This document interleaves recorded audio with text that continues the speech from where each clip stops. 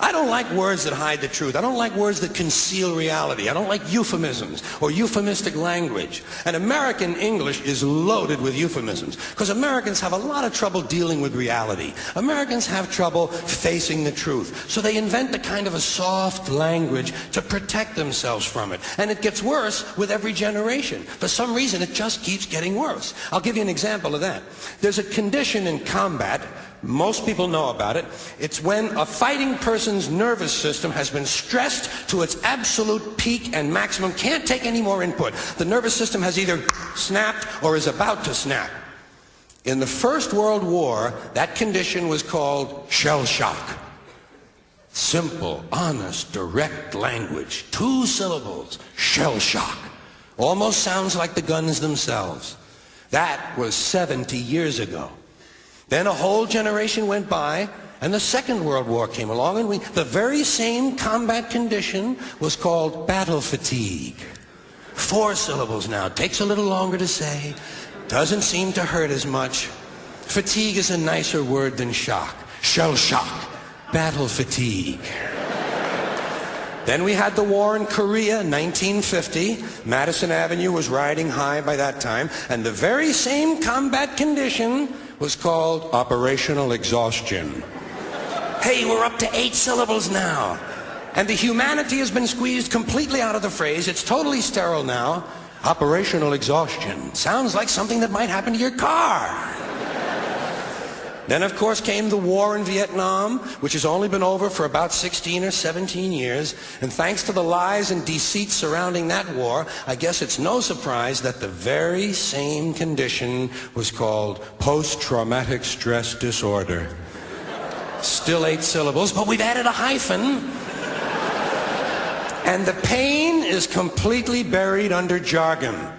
Post-traumatic stress disorder. I'll bet you if we'd have still been calling it shell shock, some of those Vietnam veterans might have gotten the attention they needed at the time. I'll bet you that. I'll bet you that.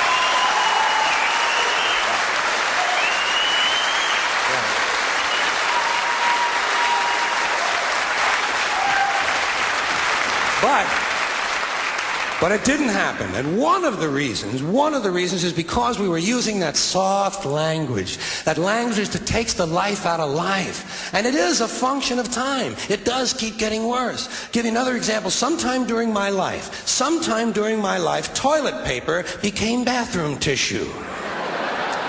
I wasn't notified of this. No one asked me if I agreed with it. It just happened. Toilet paper became bathroom tissue. Sneakers became running shoes. False teeth became dental appliances. Medicine became medication. Information became directory assistance. The dump became the landfill. Car crashes became automobile accidents. Partly cloudy became partly sunny. Motels became motor lodges. House trailers became mobile homes. Used cars became previously owned transportation. Room service became guest room dining. And constipation became occasional irregularity. When I was a little kid, if I got sick, they wanted me to go to the hospital and see the doctor. Now they want me to go to a health maintenance organization or a wellness center to consult a healthcare delivery professional. Poor people used to live in slums. Now the economically disadvantaged occupy substandard housing in the inner cities. And they're broke. They're broke. They don't have a negative cash flow position. They're fucking broke. Because a lot of them were fired. You know, fired. Management wanted to curtail redundancies in the human resources area. So many people are no longer viable members of the workforce. Smug, greedy, well-fed white people have invented a language to conceal their sins. It's as simple as that. The CIA doesn't kill anybody anymore. They neutralize people. Or they depopulate the area. The government doesn't lie. It engages in disinformation. The Pentagon actually measures nuclear radiation in something they call sunshine units. Israeli murderers are called commandos. Arab commandos are called terrorists. Contra killers are called freedom fighters. Well, if crime fighters fight crime and firefighters fight fire, what do freedom fighters fight? They never mention that part of it to us, do they? Never mention that part of it.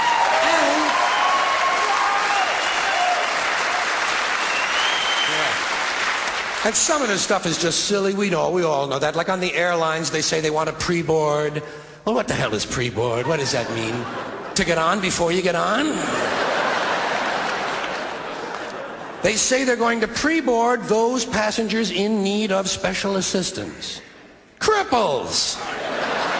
Simple, honest, direct language. There's no shame attached to the word cripple that I can find in any dictionary. No shame attached to it. In fact, it's a word used in Bible translations. Jesus healed the cripples. Doesn't take 7 words to describe that condition.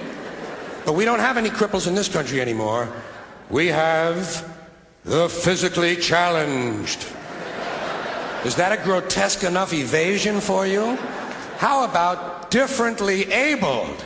I've heard them called that, differently abled. You can't even call these people handicapped anymore. They'll say, we're not handicapped, we're handy-capable. These poor people have been bullshitted by the system into believing that if you change the name of the condition, somehow you'll change the condition. Well, hey, cousin, doesn't happen. Doesn't happen. We have no more deaf people in this country, hearing impaired. No one's blind anymore, partially sighted or visually impaired. We have no more stupid people. Everybody has a learning disorder.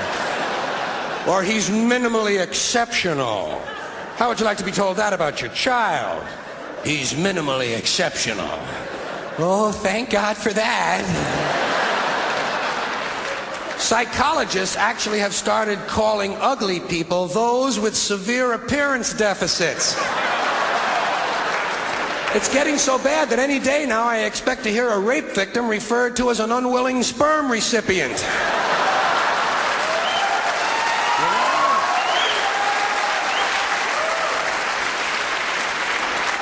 And we have no more old people in this country. No more old people. We shipped them all away, and we brought in these senior citizens. Isn't that a typically American 20th century phrase? Bloodless, lifeless. No pulse in one of them. A senior citizen.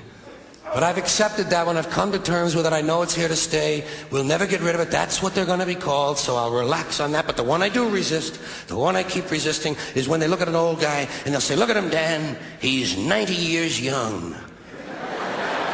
Imagine the fear of aging that reveals. To not even be able to use the word old to describe someone, to have to use an antonym. And fear of aging is natural, it's universal, isn't it? We all have that. No one wants to get old, no one wants to die, but we do. So we bullshit ourselves. I started bullshitting myself when I got to my 40s. As soon as I was in my 40s, I'd look in the mirror and I'd say, well, I guess I'm getting older. Older sounds a little better than old, doesn't it? Sounds like it might even last a little longer. Bullshit, I'm getting old. And it's okay, because thanks to our fear of death in this country, I won't have to die. I'll pass away.